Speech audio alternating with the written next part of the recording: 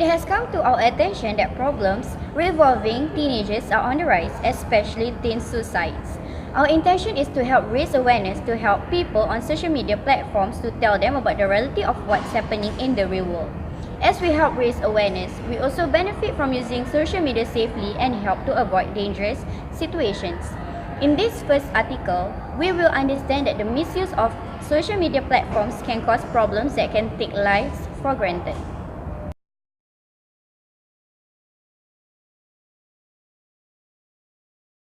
Era of technology and easily accessible information, we tend to stray away from the traditional teachings of living life in its simplest pleasures. We are concerned about living life with validation from others, and that seems like the way we are living now. We seek for opinions on what we like, or if our outfit looks good on that day. It has even went as far as asking of the privilege of living or die. We want to dissolve the stereotype that we are clouded by the use of social media platforms to decide our way of living. But as savvy in technology as we can be, using social media platforms for the wrong reasons should be averted. We cannot encourage someone to do something under your assumption that they will just back out. They may have gained enough false courage to end their life.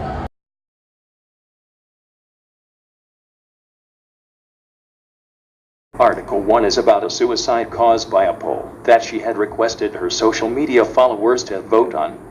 The 16-year-old Malaysian girl ran a poll with the question, "Really important, help me choose D/L just hours before jumping off to her death." Apparently D/L meant death or life.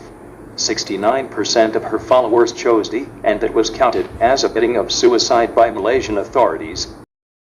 In Malaysian laws, a bidding of suicide can face the death penalty or 20 years jail. In February of 2019, Instagram has banned such content to keep vulnerable users safe.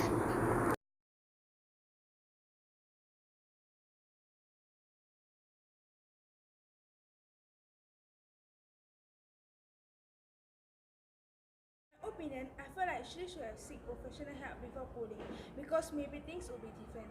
She might have depression for a while, and the polling was a rather stupid decision to involve others, as it was a bad to accidentally vote wrongly. It could be on purpose if they had known the person properly. In my opinion, the victim doesn't deserve what had happened to her. I wish that she had talked to someone before creating the poll. We cannot let the percentage of teenagers dying to go up.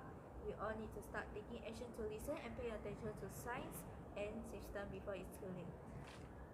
People should be aware before clicking blindly and support and report inappropriate content. We should have the right to raise awareness and to make social media a better place for all of us.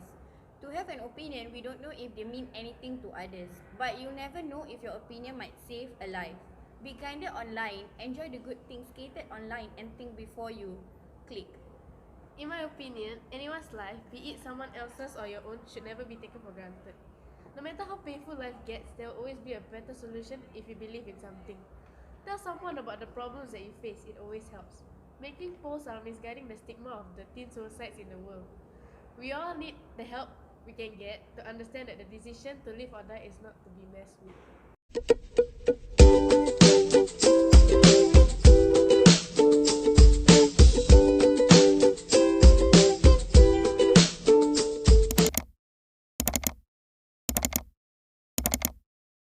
Being a teenager these days can be rather stressful, so we head to social media platforms to vent our feelings. But sometimes, we are unaware of the dangers that the platforms hold, and if we are careless in using them, there may be consequences that we may not be able to handle. Parents, too, play a part in monitoring their child's online behavior. If the parents are not attentive enough, their child may be in danger. In the second article, we will understand that the social media platforms can be too open with their content, and with the negligence of the parents, the child can become victims of the dangerous side of social media platforms that we all know too well.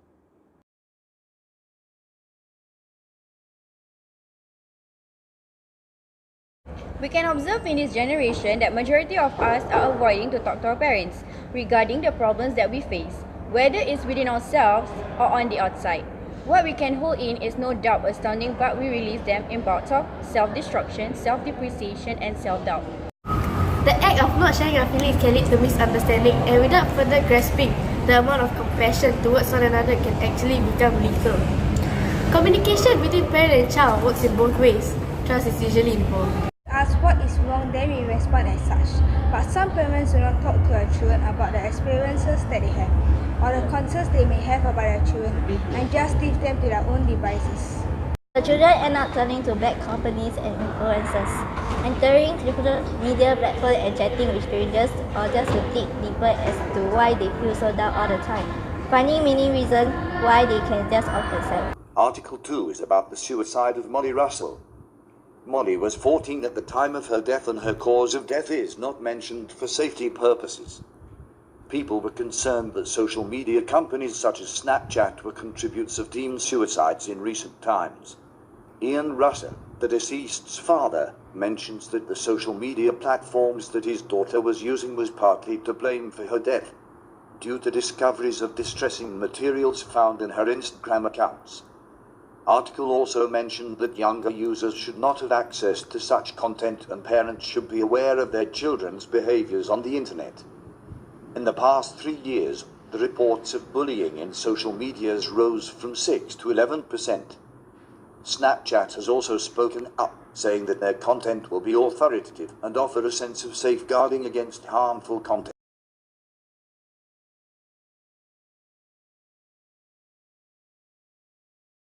Suicidal thoughts, she should have seek professional help. She shouldn't just take her life even she can't take it, because it could be solved if she was willing to try. They should have been aware with what the victims had gone through.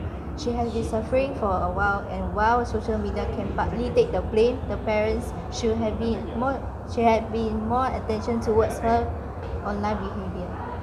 Parents should be more involved in the child's well-being because it would encourage them to get help if they needed to. There are helplines and counseling programs that can help teenagers to better handle their problems. To raise awareness, we should use the platforms carefully and ask for help when we need it. We might be able to understand ourselves better and save someone from something they might regret. Don't ignore your children when they need you the most. As teens are still learning, and to communicate healthily with your children, it could better strengthen the trust and broaden both thinking. Now that mental illness is on the rise, being supportive towards your children can do as much as to save you and your children's life from permanent regret.